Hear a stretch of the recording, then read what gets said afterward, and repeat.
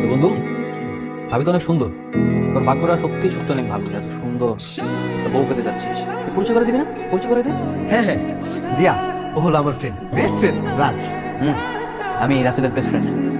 আর বিয়ে হবার আগ পর্যন্ত আমি এখানেই থাকি। কি ব্যাপার, তুমি ওদেরকে সত্যিটা বলে দিচ্ছ না কেন? কি চাও তুমি? কেন আমার সাথে এরকম করছো? আমি তোমাকে ভালোবাসি না, আমি সেই জন্যই পালিয়ে এসেছি। আপনি আমাকে এখানে ডেকেছেন কেন? আমি কি কালকে সত্যি সত্যি বিয়েটা করে ফেলবি? হ্যাঁ, আমি সত্যি সত্যি বিয়ে করব। এই কথাটা আমি আর আপনাকে কতবার বলবো, আমি রাসেলকে ভালোবাসি আর ওকে মন থেকেই বিয়ে করতে চাই। রাসেলকে ভালোবাসো বলে রাসেলকে বিয়ে করছো? আমি তো ভালোবাসছি না, তাহলে আমার সাথে এরকম বললো কেন? আপনার এই কথাগুলো ছাড়া আর কোনো কথা থাকলে আপনি বলতে পারেন আমাকে। যে আমাকে ঠকাইছো। আমি ভালোবাসছি বলে ক্ষমা করে দিচ্ছি, কোনো সমস্যা নাই। রাসেল আমার বন্ধু, রাসেলকে ঠকাইও না।